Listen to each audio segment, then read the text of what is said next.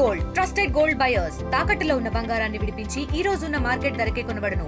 మరిన్ని వివరాలకు సంప్రదించండి 7771077720.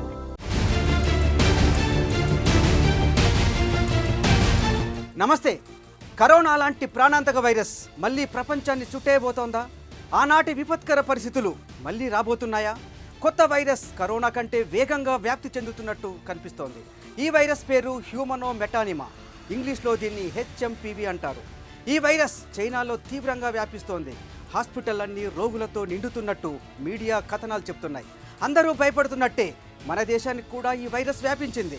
బెంగళూరులో 3 నెలలు 8 నెలల వయసున్న 2 చిన్నారులకు ఈ వైరస్ సోకినట్లు డాక్టర్లు నిర్ధారించారు. వీరిని స్థానిక బాప్టిస్ట్ ఆసుపత్రిలో చేర్చి చికిత్స అందిస్తున్నారు.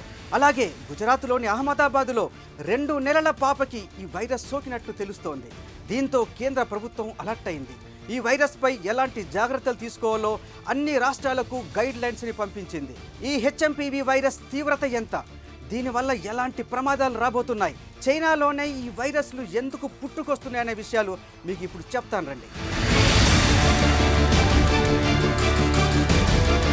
చైనా నుంచే ఈ వైరస్ విస్తరిస్తున్నట్టు క్లారిటీ వచ్చింది. దాదాపు నెల రోజులుగా ఈ వైరస్ అక్కడ చాప కింద నీరులా విస్తరిస్తోంది. సెంట్రల్ చైనాలో 19%, సౌత్ వెస్ట్ చైనాలో 15% ఈ వైరస్ ఇన్ఫెక్షన్ సోకినట్లు డాక్టర్లు వెల్లడించారు. దేశంలోని ఇతర ప్రాంతాల్లో కూడా ఈ వైరస్ తీవ్రంగా వ్యాపిస్తోంది. ఇప్పటికీ అక్కడ డాక్టర్లకు సెలవులు రద్దు చేసి కొత్తగా బెడ్లు, ఆక్సిజన్ ప్లాంట్లు ఏర్పాటు చేస్తున్నారు. ప్రపంచ ఆరోగ్య సంస్థ WHO western pacific region office అందజేస్తున్న డేటా ప్రకారం డిసెంబర్ 16 నుంచే ఆ దేశంలో శ్వాసకోశ సమస్యలతో జనం ఆసుపత్రులకు క్యూ కడుతున్నారు. అయితే చలికాలంలో ఇలాంటి వ్యాధులు పెరగటం కామన్ అని అంటోంది చైనా.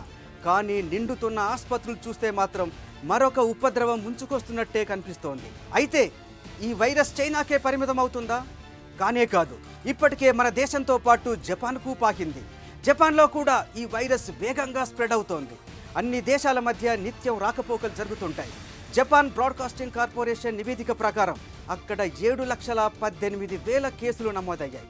అలాగే 5,000 ఆసుపత్రుల్లో ఈ వైరస్ బాధితుల సంఖ్య పెరుగుతూనే ఉంది. గతేడాది ఒక్క డిసెంబర్ నెలలోనే 94,259 మంది ఈ వైరస్ బారిన పడినట్లు మీడియా చెబుతోంది. జపాన్ మాత్రమే కాదు, హాంకాంగ్లోనూ ఈ వైరస్ కేసులు భారీగా పెరుగుతున్నాయి. అంతర్జాతీయ ప్రయాణాల కారణంగా చైనా ఇరుగు పొరుగున ఉన్న ఉత్తర కొరియా, నేపాల్, థాయిలాండ్, బంగ్లాదేశ్ కూడా ఈ వైరస్ వ్యాపించడానికి ఎంతో సమయం పట్టదు.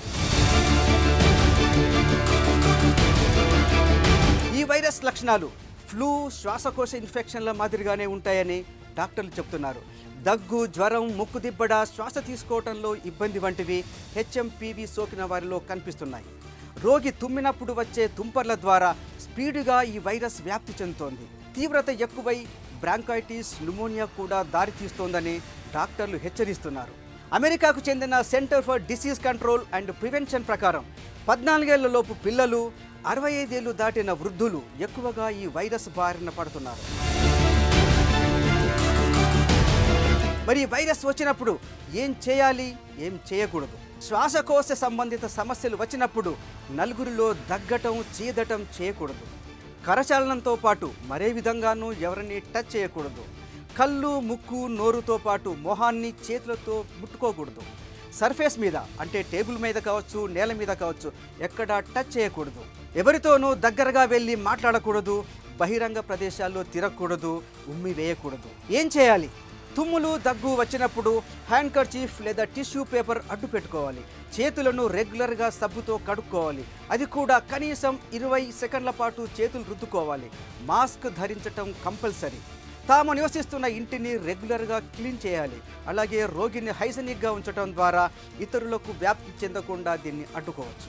ఇక చలి తీవ్రత ఎక్కువగా ఉన్న చోట వ్యాధి వేగంగా వ్యాప్తి చెందుతున్నట్లు డాక్టర్లు గుర్తించారు. హ్యూమన్ మెటానిమా వైరస్ వ్యాప్తిపై ఫోకస్ పెట్టాలని మన దేశంలోని national centre for disease control అధికారులను కేంద్ర ఆరోగ్య శాఖ ఆదేశించింది. శ్వాసకోశ లక్షణాలు, ఇతర ఫ్లూ కేసులతో హాస్పిటల్లో అడ్మిట్ అయిన వారిని నిశ్చితంగా గమనించాలని హెల్త్ డిపార్ట్మెంట్కు సూచించింది. మన దేశ అధికారులు అంతర్జాతీయ ఏజెన్సీలతో కూడా సంప్రదింపులు జరుపుతున్నారు. ఈ వైరస్ దీర్ఘకాలిక వ్యాధులు, టీబీ, శ్వాసకోశ వ్యాధులు, క్యాన్సర్, HIV వంటి వ్యాధులతో బాధపడే వారికి మరింత ప్రమాదకరమని డాక్టర్లు చెబుతున్నారు.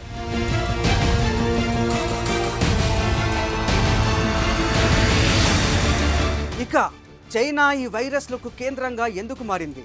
ఇన్ని రకాల వైరస్లు ఇక్కడే ఎందుకు పుట్టుకొస్తున్నాయి? కుందేళ్ళు, నక్కలు, కుక్కలు వంటి 460 రకాల జంతువుల ఊపిరితిత్తులు, జీర్ణాశయం నుంచి సేకరించిన శాంపుల్స్లో 126 రకాల వైరస్లు బయటపడ్డాయి. ఇందులో 36 సరికొత్త వైరస్లుగా రీసెర్చ్ టీం కనిపెట్టింది. ఈ టీం 2021-24 మధ్య పరిశోధన చేపట్టింది. చైనాలోని కొన్ని రకాల జంతువుల నుంచి డజన్ల కొద్దీ వైరస్లు బయటపడుతున్నాయి. వీటిలో చాలా వైరస్లు మనుషులకు వ్యాప్తి చెందే లక్షణాలు కలిగి ఉన్నాయి. మాంసం, ఉన్ని కోసం పెంచే జంతువుల నుంచి వైరస్లు మనుషులకు విస్తరిస్తున్నాయని చెప్పి సైంటిస్టులు హెచ్చరిస్తున్నారు. ప్రఖ్యాత వైరాలజిస్ట్ ఎడ్వర్డ్ హోమ్స్ ఉన్ని పరిశ్రమ వల్ల కొత్త వైరస్లు పుట్టుకొస్తున్నాయని చాలా స్పష్టంగా చెప్పారు. 36 రకాల వైరస్లు జంతువుల నుంచి మనుషుల్లోకి విస్తరించే హై రిస్క్ వైరస్లని ఆయన చెప్తున్నారు. 2018-21 మధ్య లాంగియా హెనిపా అనే వైరస్ కూడా చైనాలోనే పుట్టింది. ఈ ఇన్ఫెక్షన్ జంతువుల నుంచి వ్యాప్తి చెందింది. ఎలుకలా ఉండే శ్రూ అనే జంతువుల కారణంగా లాంగియా వైరస్ పుట్టుకొచ్చింది. చైనా బయోవార్ లక్ష్యంతోనే ఇలాంటి వైరస్లను తయారు చేస్తోందని ఆరోపణలున్నాయి. ప్రపంచవ్యాప్తంగా కోవిడ్ బాధితులకు చైనా నష్టపరిహారం చెల్లించాలని కూడా గతంలో అమెరికా డిమాండ్ చేసింది. కరోనా టైంలో కేసుల వివరాలు, కోవిడ్ తీవ్రత చెప్పి ఇతర దేశాలను అప్రమత్తం చేయలేదని చైనాను తప్పుపట్టింది.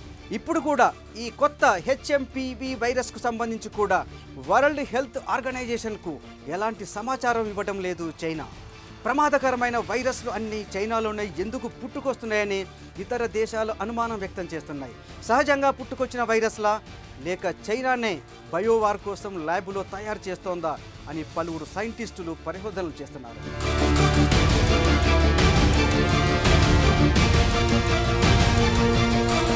2019 డిసెంబర్ 31న చైనాలోని వుహాన్ నగరంలోనే పుట్టిన కరోనా వైరస్ కోవిడ్-19 మహమ్మారికి కారణమైంది.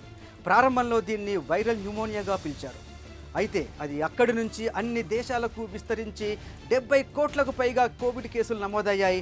69 లక్షల మరణాలు సంభవించాయని WHO తెలిపింది.